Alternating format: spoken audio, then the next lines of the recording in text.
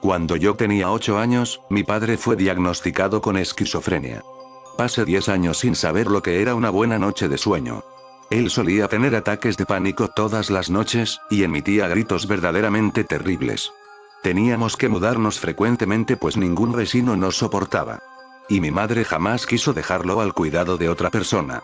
De la forma que fuera, ella lo amaba. Mi padre nunca dio señales de algún problema mental. Por lo menos no hasta aquel accidente en la fábrica. Él trabajaba en una enorme fábrica encargada de crear piezas específicas para camiones. Eso, por supuesto, en una época donde no había robots que hicieran todo por ti. Un pequeño descuido, y listo. Mi padre quedó inválido de por vida. No recuerdo muy bien, pero mi madre me contó que ni siquiera me extrañé cuando mi padre fue dado de alta y regresó a casa sin uno de sus brazos. Nunca me lo explico bien, pero por algún motivo legal la empresa se rehusó a pagar cualquier tipo de indemnización. Fue así que mi padre acabó sin su brazo derecho, sin dinero y sin la capacidad de conseguir otro trabajo. Y claro que su mente no lo pudo soportar. Desde mis 3 y hasta los 6 años, lo vi muy pocas veces. Familiares y amigos iban a nuestra casa preguntando si había muerto debido a su repentina desaparición, y mi padre gritaba desde la habitación que sí. En cierta forma, él realmente estaba muerto. Un día antes de mi 7º cumpleaños recuerdo haber hecho una oración. Hoy, me considero ateo, pero aquellas palabras suplicantes dichas de rodillas al pie de la cama, aún están en mi mente. Como si una parte de todo eso que sucedió fuera mi culpa. Le pedí a Dios que contentara a mi padre, para que no siguiera tan triste.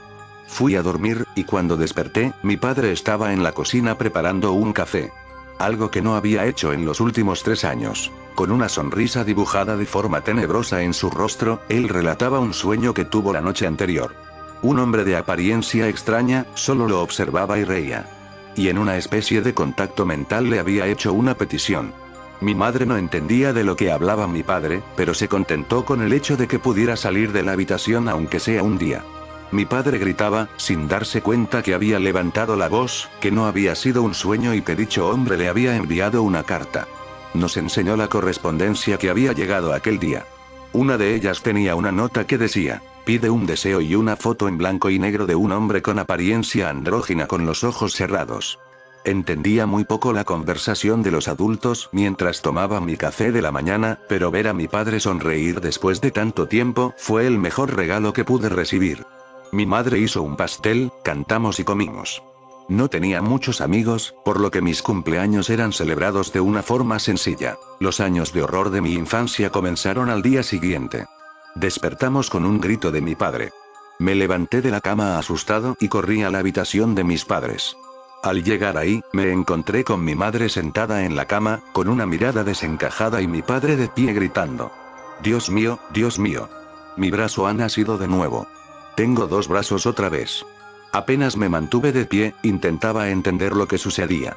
Por más que él insistía en decir que su brazo había crecido de nuevo, cualquiera podía ver que él continuaba incapacitado.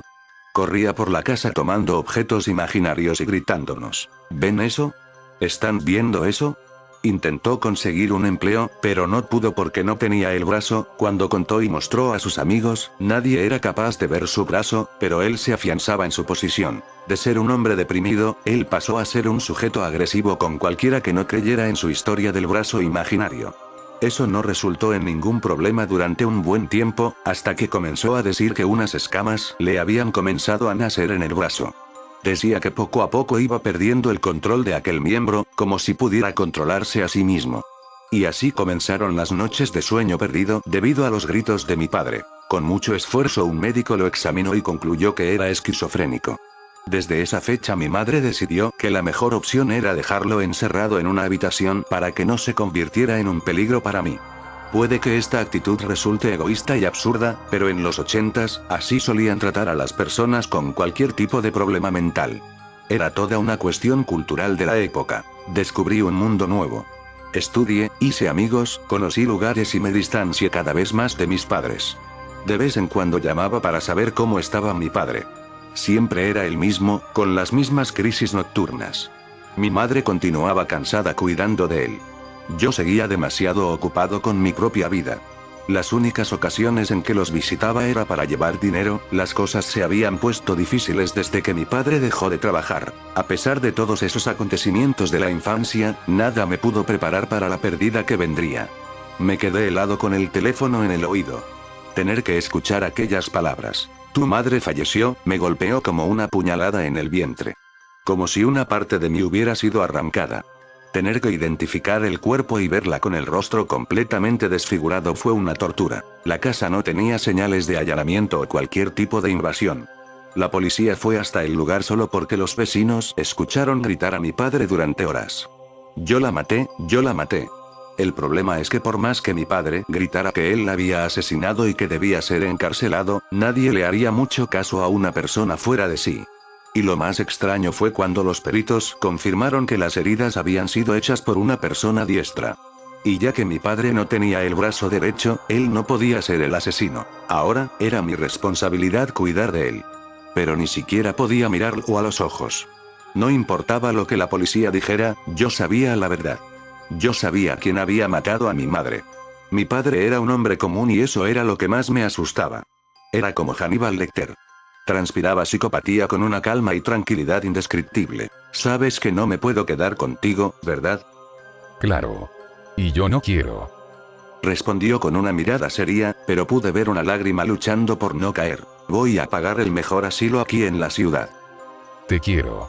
Hijo mío. Me interrumpió. Yo quería decir que también lo amaba. Mis labios temblaron, pero no salió nada. Te llevaré mañana. ¿Está bien? Yo no la maté. Quiero decir, yo la maté, pero yo no quería. Eso ahora ya no importa, papá. Sacó un papel doblado de su bolsillo y me lo entregó. El papel olía a viejo. Pedí de forma incorrecta. Traté de volver a pedir el deseo, pero creo que él solo lo cumple una única vez. Necesitas saber eso, hijo. No me importa si tengo que morir, es necesario que lo sepas. Abrí el papel que me había entregado. Era aquella misma foto, la del hombre de ojos cerrados, que él había recibido un día antes de que toda esta pesadilla comenzara. Guardé el papel sin darle mucha atención y salí. Cuidado con lo que deseas, hijo. Me dijo mientras me alejaba. Pasó un año desde que mi madre murió y mi padre fue a vivir al asilo. Nunca lo visité desde entonces. Y aquella foto permaneció guardada junto a otras cosas viejas. En mi aniversario de 27 años, el rostro de mi madre no salía de mis pensamientos. Recordé cómo solía prepararme un pastel de limón, mi favorito. Recordé cómo convertía en todo un ritual el cantarme las mañanitas a las 10:27, la hora exacta en que nací. Y cómo era la única que me entendía, y de cómo la dejé sola, con la responsabilidad de cuidar a un loco. Tomé la foto vieja del interior de una caja y la miré fijamente. Me sentí un estúpido por siquiera pensar en esa posibilidad. Apenas le susurré: "Quiero ver a mi madre de nuevo", y sentí como la foto quemaba en mis manos. Y aquel hombre abrió los ojos y sonrió.